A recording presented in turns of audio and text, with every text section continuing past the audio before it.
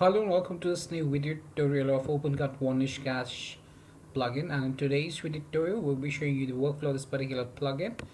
And apart from that, let me give you a small just about the plugin itself. So basically this allows the admin basically to integrate the Varnish caching feature within their Opencart websites, and the admin can set the Varnish configuration for fields such as the hostname, port number, access IP list, first byte timeout, between byte timeout, connection timeout, backend polling, and more.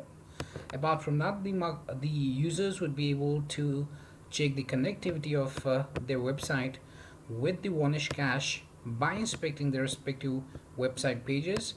And apart from that, you can also implement the PHP fast cache on your Opencart website by using the Opencart cache system plugin itself. So that's another plugin that I'm talking about, and you can check that within our store, and I'll also be adding that particular link within the description below. So let's get in, let's see how this particular plugin works. So for that, let's go to the storefront and let's see how the admin or the Opencart web store admin would be able to see the website's connectivity with the Varnish cache, and we'll be seeing how one can simply log in to examine the same at the store front end. So for that, I'll just take you to the storefront first.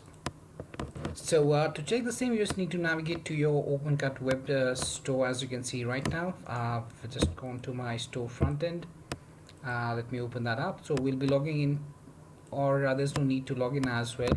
Now what we need to do is that he can check the connectivity of his web store with the Varnish cache itself, and he can see whether it's a hit or a miss. So for that, what he needs to do is the user just needs to inspect the page that he wants to inspect, and then he just needs to navigate through network headers, all, and the page path as it is. And this would basically display the details of the Varnish cache connectivity as shown here in the image. Let me show you this particular image as well. So here you can see that right now within the headers you can see the servers there, and the Varnish is here, as you can see right now. So this shows that your home page is being connected with the Varnish cache, and from here you can also check whether it's a hit or a miss. And here you can see that Xcache says that it's a hit, and the total number of hits that have been there up till now. So that's how you can check how basically you can check the connectivity of your Opencart web store pages with the Varnish cache, and how you can check whether it's a hit or a miss by just making right clicking, bringing up this particular section, and by right clicking and making the selection for the inspect element, like we do here. For example, if I tap here and then tap on the inspect, then we'll have this section that will be displaying all the things here. We just need to navigate to network, and thereafter we'll just navigate to the headers, and that's it. Then we'll reach to this particular section, and on for that page we can check whether it's connected to the Varnish cache or not, and whether it's a hit or a not. There's also an alternative method from the CLI, and to ensure that the Varnish connectivity is there with the website. So for that, you just need to enter this, or you need to type this following command to check the Varnish connectivity of a website's home page. And according to that, you'll be able to see that it's connected right now. Here you can see that it's connected via 1.1 Varnish version 4, and the cache says it's a hit, and the number of hits are also being shown. Now let's go to the backend and configuration. Let's see what different configuration options are there for this particular plugin that we have. That's the Opencart Varnish full page cache plugin that integrates the Varnish cache for your Opencart web store itself. So let's go to the admin backend panel now. So basically, after you logged into your Opencart web store backend panel, you just need to navigate through extensions and extension, then go to the modules here. Choose modules out of the extension type, and here you just need to scroll to the webpool Varnish cache, and you just need to tap here on the edit button. So after the successful installation of this plugin, you'll see this particular option here. So as for the initial configuration settings, and basically this redirects the Opencart web so admin to the web goes Varnish cache page where the customer needs to, or the admin needs to configure the feeds such as the host name.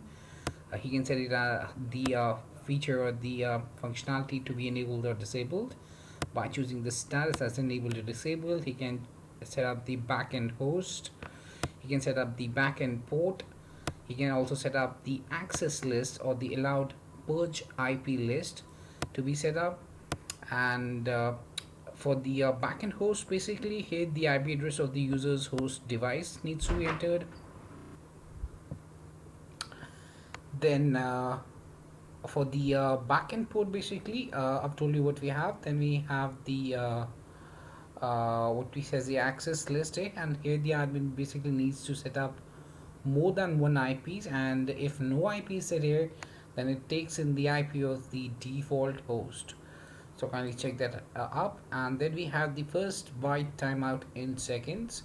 So the admin can set the first byte timeout duration in seconds, and it is the time frame within which the client must receive the response to the first request. Then we have the between byte timeout in seconds, and here the between byte timeout duration in seconds is set up. That is basically the response time duration between two successive requests. You can check more details about the between byte timeout by going to the user guide that we attached within the description section below to the between byte time in seconds section, and there you will be able to find out more details as well. Then we have the connection timeout in seconds, and here the connection timeout duration in seconds after which a 503 error should be displayed can be set up. Similarly, grace period the time duration for which uh,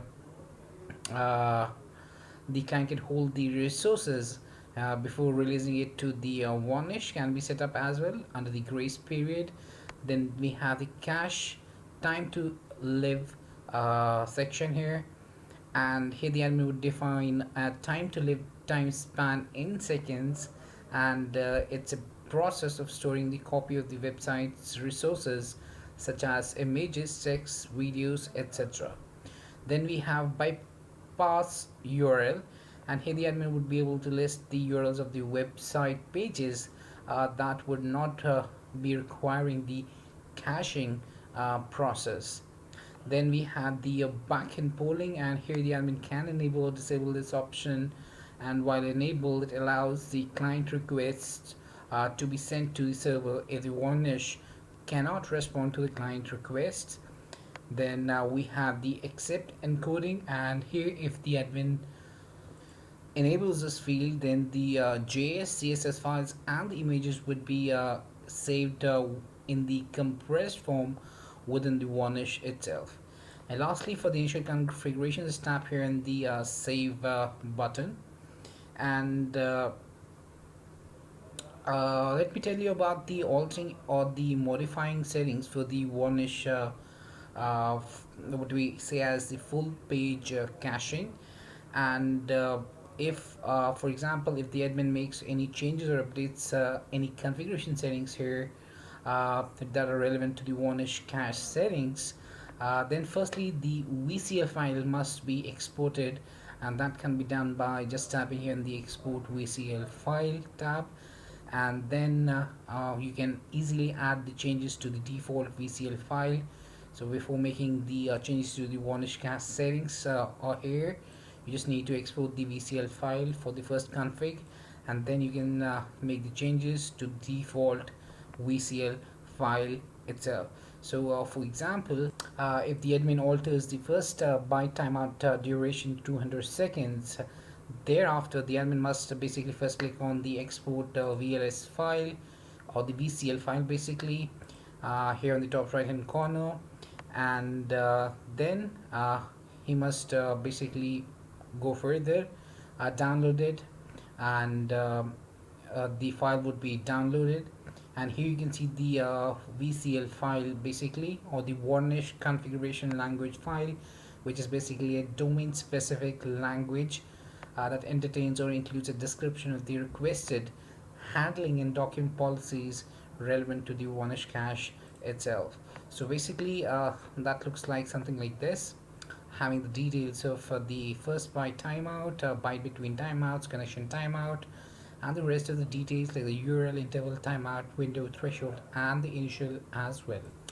So that was much about the Opencart Varnish full page cache plugin. I hope it helped you out in understanding the flow and how you can integrate this particular Varnish for what we say as the Varnish full page cache within your Opencart web store itself. And if you still have any questions, queries, suggestions, or requirements, then you can always get back to us at support at the rate of webcool.com, or you may raise a ticket at webcool@uvis.com. Thanks for watching this particular video and have a great day ahead.